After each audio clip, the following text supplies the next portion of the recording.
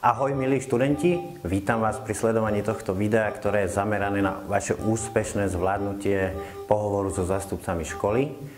Pohovory budú buď osobné v Bratislave alebo v Košiciach, alebo formou Skype či telefonicky. Dátumy, to si všetko upresníme, ide o to, aby ste vedeli na ten pohovor, na otázky reagovať, aby ste boli na ten pohovor pripravení. Školy chcú zistiť hlavne vašu úroveň angličtiny, schopnosť reagovať po anglicky, schopnosť kriticky myslieť a či už ste niekde pracovali, alebo či ste niekde cestovali. Na odpovede, alebo respektíve na otázky si treba pripraviť odpovede, nie jednoslovné áno, nie, bol som, ale celými vetami, možno 5-6 nejakých viet na konkrétnu otázku. Tie otázky si prejdeme spolu v ďalšom vstupe. Určite treba spomenúť veci o vás, odkiaľ ste, vaše hobby, pracovné skúsenosti, cestovateľské skúsenosti, keď ste boli na nejakých olympiádach, na nejakých súťažiach.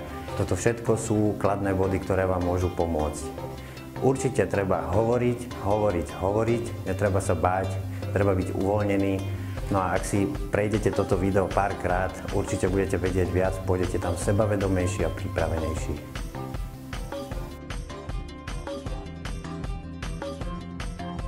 Takže teraz sa dostávame už k samotným otázkam na pohovor. Určite si to prejdite, každú otázku zodpovedajte si ju 5-6 krát, na každú otázku sa naučite reagovať nejak prúžne, nie iba holými vetami, rozvinutými vetami, 5, 6, 7 odpovedí na jednu otázku a budete určite v poriadku. Takže začneme prvou otázkou Describe yourself. Opíš sa alebo opíš seba. Spomente, koľko máte rokov, odkiaľ ste, kde študujete, spomente vaše hobby, čo máte radi, či ste niekde boli v zahraničí, čokoľvek, čo môže byť pre nich zaujímavé. What do you study?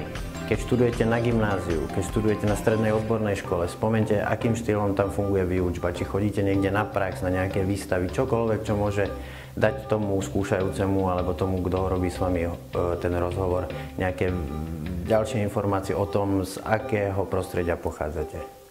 Why Denmark? Táto otázka, prečo Dánsko, môže pôsobiť banálne, ale skúste si na ňu sami odpovedať, prečo chcete ísť do Dánska. Či je to lepší život, lepšie školstvo, lepšia životná úroveň, máte tam kamarátov, čokoľvek, čo naozaj bude vychádzať z vás a s tým, aby to bolo aj pre nich nejak zaujímavé. What do you know about our university? Čo vieš o našej univerzite? Veľmi často sa stáva aj na pracovných pohovoroch, že ľudia idú na konkrétnu pozíciu a naozaj o tej firme nič nevedia. Choďte na ich stránku, pozrite si, aké programy majú, ako vyzerá tá stránka, aké majú logo, v akom meste sú, pozrite si nejaké videá z toho mesta. To všetko vám dá taký väčší obraz o tom konkrétnom meste a o tej konkrétnej škole. Why this specific program? Prečo ste si vybrali túto konkrétnu špecializáciu? Vybrali ste si cestovný ruch, tak povedzte, že chcem robiť v hoteloch, chcem spoznávať svet, baví ma kontakt s ľuďmi. Vybrali ste si marketing, prečo chcete robiť vo firmách, baví vás biznis, baví vás predávanie. Čokoľvek, len snažte sa nebyť banálny a trošku rozprávať zaujímavo. Have you been abroad? Ďalšia otázka. Boli ste už v zahraničí? Toto ich veľmi zaujíma, pretože bude na vás vidno, že už máte nejaké skúsenosti, možno pôjdete nie prvý, druhý krát, už ste boli veľakrát v zahraničí, veľa ľudí študovalo v Amerike alebo boli pracovať v Anglicku, toto všetko spomente. Spomente, ako ste sa tam o seba starali, ako ste tam bývali, čo ste tam robili. Keď ste boli aj s rodičmi na dovolenke, nepovedzte, že ste boli na dovolenke, ale povedzte, že ste tam boli cestovať. Proste oni chcú vidieť, že už máte nejaké cestovateľské skúsenosti. What do you know about Denmark? Takisto ako v tretej otázke Why Denmark, čo viete o Dánsku? Zistite si, akú má vlajku, koľko má obyvateľov, kde vlastne Dánsko je, pozrite si mapu. Pozrite si niečo o hlavnom meste, pozrite si o meste, v ktorom je vaša univerzita, aby ste proste boli na to nejak pripravení, že idete do Dánska, aký je rozdiel napríklad medzi Dánskom a Nemeckom. Danish way of teaching, dánsky štýl vzdelávania je trošku iný, u nás sa volá celá výučba problémovo, respektíve subjektovo orientovaná výuka, v Dánsku je to problémovo orientovaná výuka, ako učia, aký majú štýl, aký majú prístup učitelia a tak ďalej. What will be difficult, čo pre vás bude ťažké? Spomente počasie, spomente to, že tam budete bez rodiny, bez priateľov, že si budete hľadať prácu, proste oni musia vidieť, že ste na to trošku pripravení, čo vás tam čaká. 10. otázka, financie.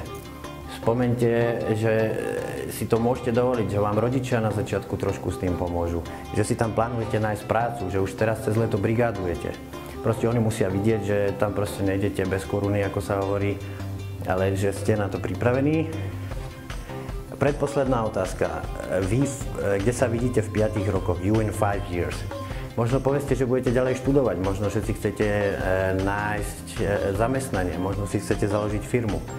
Študujete napríklad počítačové vedy, computer science, tak možno si chcete založiť nejakú firmu na vývoj aplikácií, čokoľvek. Proste rozhovorte sa o sebe, kde sa vidíte sami seba za 5 rokov. No a posledná a pravdepodobne najdôležitejšia otázka, ktorá sa môže zdať, že je ľahká, ale možno bude ťažké na ňu odpovedať.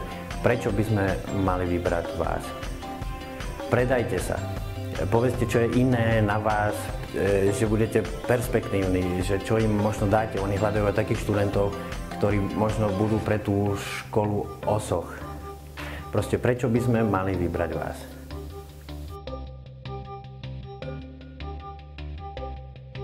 No a na záver tohto videa už by sme chceli vám dať iba pár rád, ktoré vám možno dajú tú výhodu pred iným uchádzačom priamo na tom pohovore. Tá prvá je, buď pripravený. Proste veľa ľudí tam príde tak, že si možno pozrú tie otázky na pohovor možno deň predtým. Toto vám dá naozaj veľkú výhodu, keď budete vedieť reagovať na tie otázky, keď sa budete cítiť sebavedomejšie. Určite sa na to pripravte, venujte tomu nejaký čas, určite sa to oplatí. Druhá rada, príďte sebavedomo. Proste nepríďte tam s tým, že ja sa bojím. Hovorte nahlas, artikulujte, usmievajte sa. Možno iba tú chvíľu, keď budete na tom pohovore s tým dotyčným. Možno predtým budete mať trému, ale proste musí to tam z vás spadnúť.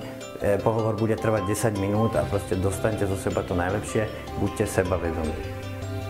Odpovedaj celými vetami. Toto je veľký problém. Minulý rok sme mali jedného chlapca, ktorého sa opýtali, prečo by sme mali vybrať teba. On povedal, I'm the best. To bolo všetko. I'm the best môžete povedať, ale treba povedať, prečo ste najlepší, prečo si majú vás vybrať, ako budete prínos pre tú školu. Odpovedajte proste celými vetami. Odpoveď ako yes, no, v podstate nemajú žiadnu výpovednú hodnotu pre nich. No a posledná rada, tá rada je možno aj taká do života, predaj sa. Proste ukážte im, že vy tam naozaj chcete ísť, že si majú vybrať vás, proste, že máte o to záujem a že sa líšite od ostatných študentov. To je z mojej strany v podstate všetko. Určite, keď tomu pohovoru budete tej príprave venovať nejaký ten čas, určite sa to oplatí. No a pohovor by mal byť pre vás v podstate už iba taká brnkačka.